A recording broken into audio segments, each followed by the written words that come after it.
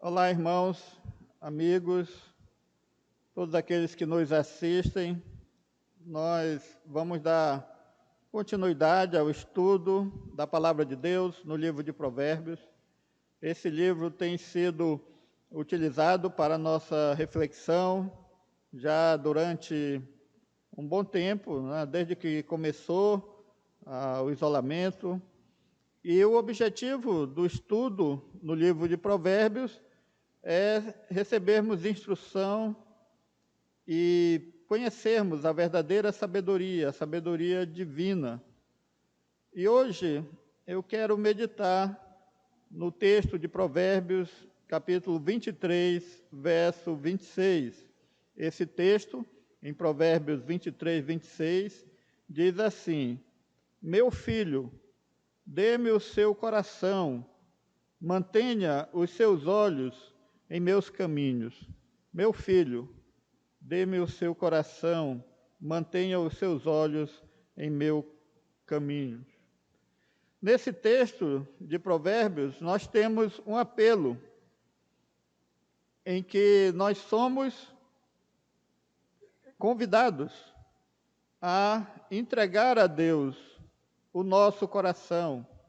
O nosso coração é o único presente digno de aceitação que o homem pode oferecer a Deus. A palavra coração é muito utilizada na Bíblia e ela não significa somente o órgão ou o músculo, né, que bombeia o nosso sangue, mas ela significa muito mais do que isso. O coração na Bíblia se refere à personalidade, ao intelecto, emoções, desejos, vontades. É o lugar dos pensamentos, dos planos, das decisões. Então, o coração está relacionado à alma do homem ou à sua vida. Em Provérbios também, no capítulo 4, verso 23, o texto diz assim: sobre tudo o que se deve guardar, guarda o teu coração, porque dele procedem as fontes da vida. É do coração, então, que procede a vida, ou a fonte da vida. Onde o coração estiver, ali está a nossa vida. Se o nosso coração é mau, se o nosso coração é pecaminoso, o nosso comportamento, os nossos pensamentos, os nossos desejos serão corrompidos. Se o nosso coração é colocado nas mãos de Deus, o Espírito Santo irá conduzi-lo para ações e desejos espirituais, pensamentos, palavras e ações que irão agradar a Deus. Por isso que o apelo é: dá-me o seu coração, entregue sua vida a Deus, entregue seus planos, seus desejos, suas ações, suas emoções. Por que há esse apelo para entregarmos o nosso coração a Deus? Porque o nosso coração, ele é dominado pelas coisas do mundo. O mundo nos atrai com cobiça, riquezas, bens materiais, toda a beleza e o luxo desse mundo aprisiona o nosso coração. Nós somos atraídos pelo sucesso, pela vaidade, pelo ego, e isso aprisiona o nosso coração. Os prazeres também dessa vida, as diversões, as atrações, a sensualidade, os vícios, atraem o nosso coração e aprisionam ele. Estamos diariamente sofrendo tentações, constantemente sendo seduzidos, atacados, para colocar o nosso coração em outras coisas que não a vontade de Deus. Por isso que esse apelo ele está aqui na Bíblia. Precisamos ouvir o apelo de Deus, esse apelo da sabedoria divina, e entregar o nosso coração. Deus nos ama e Deus pede o nosso coração. Em Hebreus, no capítulo 10, verso 22, o autor de Hebreus diz o seguinte: sendo assim, aproximemo-nos de Deus com um coração sincero, com plena convicção de fé, tendo o coração aspergido para nos purificar de uma consciência culpada e tendo os nossos corpos lavados com água pura. Nós devemos nos aproximar de Deus com um coração sincero, com fé, com convicção, tendo o nosso coração lavado, purificado de uma consciência culpada, tendo o nosso corpo lavado com água pura. Então, o apelo é que nós entreguemos nosso coração a Deus, que nós entreguemos nossa vida e que Deus, então, irá purificar o nosso coração, irá perdoar os nossos pecados e nos limpar de uma consciência culpada de toda a contaminação do pecado. O coração do homem sem Deus está sujo, contaminado, está atrofiado, dominado por paixões, por vícios. Há emoções descontroladas no coração do homem. Ele não tem sabedoria e ele faz coisas que desagradam a Deus e que traz sofrimento sobre a sua vida. O coração do homem sem Deus está voltado para os seus próprios interesses, sua vontade.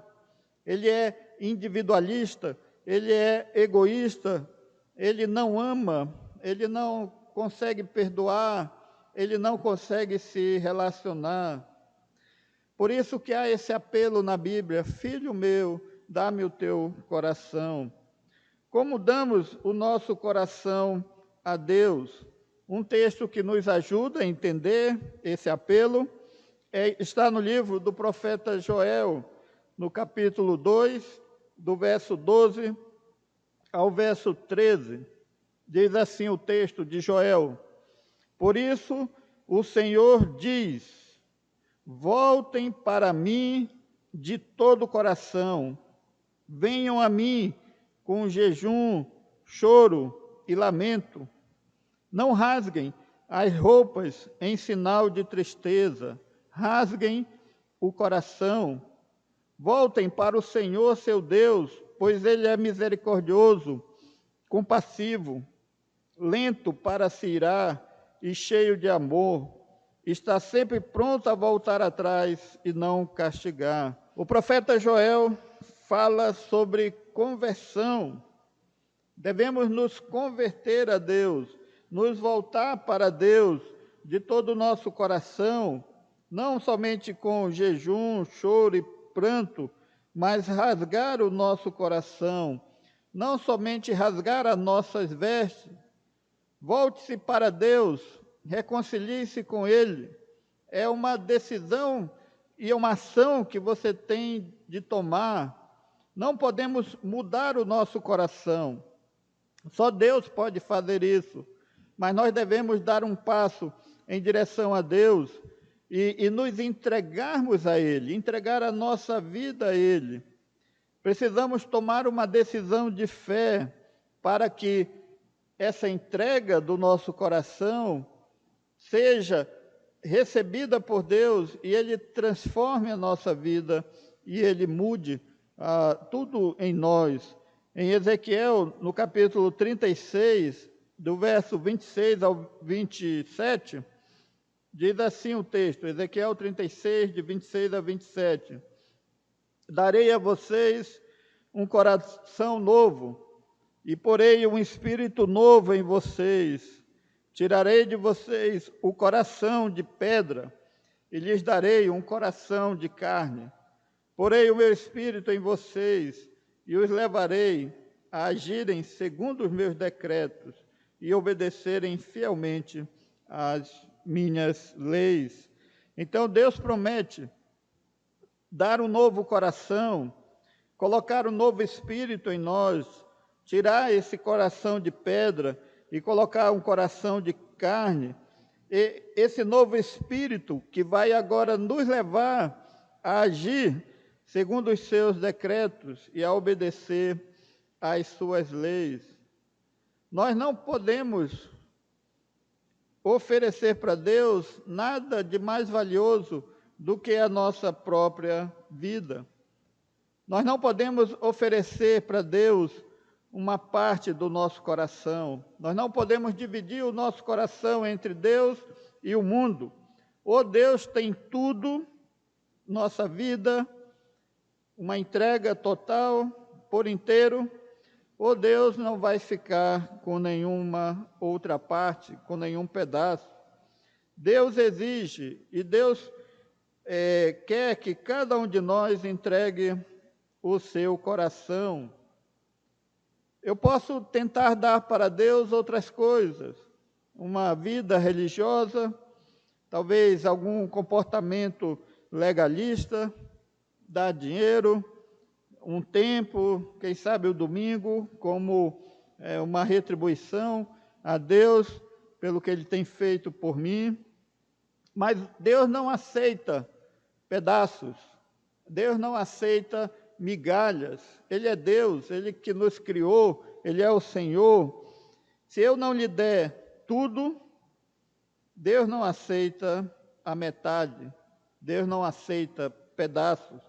No Evangelho segundo Marcos, no capítulo 12, do verso 29 ao 30, quando Jesus foi inquirido sobre o grande mandamento, Jesus disse o seguinte: respondeu Jesus, o mais importante é este: ouve, ó Israel, o Senhor nosso Deus, o Senhor é o único Senhor.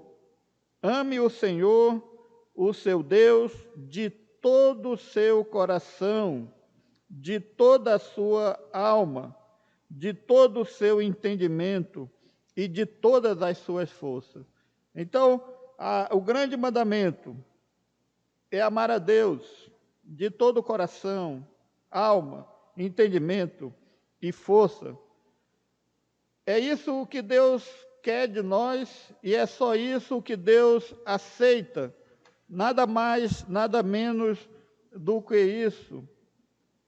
Ele deve ser a pessoa principal em nossas vidas, aquele que domina os nossos pensamentos diariamente, aquele em que nós sentimos alegria pela sua presença na nossa vida. O coração alegre, onde a palavra de Deus é pensada, é vivida, produz frutos, onde há um temor a Deus, respeito à sua palavra, fé, confiança, dependência nele, um coração quebrantado e contrito. Deus só aceita de nós tudo. Deus quer que nós entreguemos a Ele nosso coração, nossa alma, nossa vida, nosso corpo, nossos pensamentos, tudo ser entregue a Ele. No Salmo 51, verso 17, o texto na palavra de Deus diz assim: o sacrifício que desejas é um espírito quebrantado.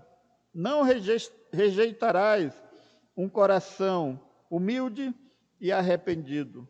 Deus quer que nós nos coloquemos diante dele com um espírito quebrantado, humilde, arrependido, e ele não vai nos rejeitar, e ele vai se alegrar em receber o nosso coração, em nos receber na sua presença.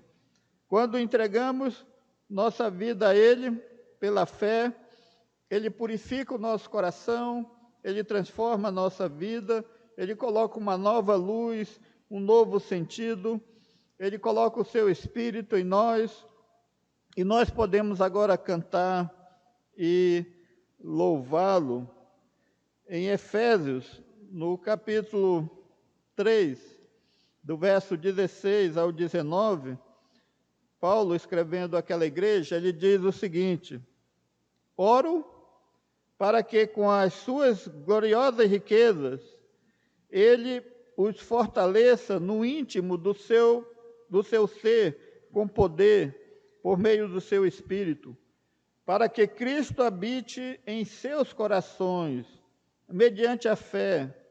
E oro para que vocês, arraigados e alicerçados em amor, possam, juntamente com todos os santos, compreender a largura, o comprimento, a altura e a profundidade, e conhecer o amor de Cristo que excede todo o conhecimento, para que vocês sejam cheios de toda a plenitude de Deus.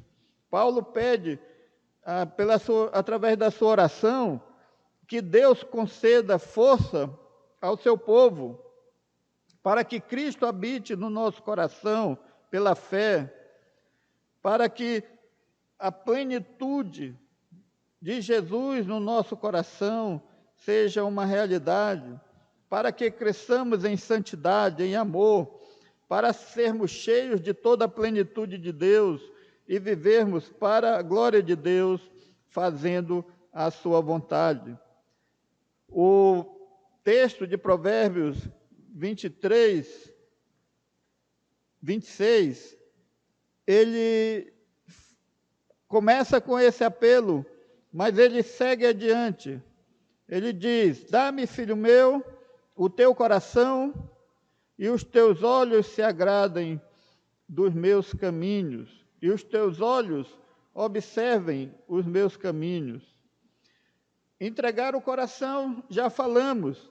Agora ele diz que nós devemos olhar e seguir o exemplo de Cristo, observar como Cristo viveu, observar os seus ensinos e viver uma vida de dependência e de obediência a Ele. Quando nós olhamos para Cristo, quando nós consideramos a vida de Cristo, o que Ele fez por nós, a sua encarnação, Ele veio a esse mundo para nos ensinar o caminho da verdade. Ele morreu para nos reconciliar com Deus. Ele perdoou os nossos pecados. Então, nós devemos observar, olhar o exemplo que Cristo deixou para nós, através do estudo, da leitura da sua palavra e da oração. Vermos a justiça de Deus, a sua graça derramada por nós, e aprender assim a viver como um verdadeiro servo de Deus, a resolver os nossos problemas, a discernir aquilo que devemos fazer, aquilo que agrada a Deus. Na primeira epístola de Pedro, no capítulo 2, verso 21, o texto diz assim: para isso vocês foram chamados, pois também Cristo sofreu no lugar de vocês, deixando-lhes exemplo para que sigam os seus passos. Então, nós devemos observar o exemplo de Cristo, aquilo que Ele deixou como exemplo, como modelo para seguir os seus passos. Esse desafio que Provérbios coloca para nós é um desafio de uma entrega de vida, e é um desafio de seguir o exemplo de Cristo. De forma prática, Jesus deixou o exemplo para nós do amor, do perdão, da santidade, do temor, da dedicação. Jesus deixou o exemplo para que nós seguíssemos. E João, o Evangelho de João, ele diz o seguinte, no capítulo 13, verso 15: eu lhes dei um exemplo a ser seguido, façam como eu fiz a vocês. Então, nós devemos observar o caminho que Jesus deixou para nós como exemplo, a ser seguido e fazer como ele fez.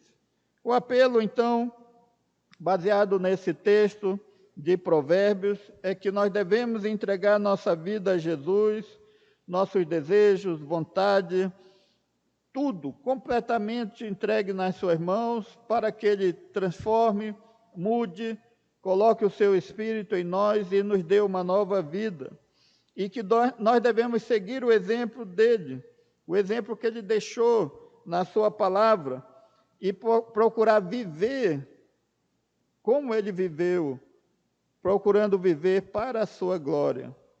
Se nós fizermos isso, nós vamos estar sendo abençoados e vamos estar diante da verdadeira sabedoria de Deus, entregando nossa vida a Deus e seguindo os exemplos e os ensinos de Cristo.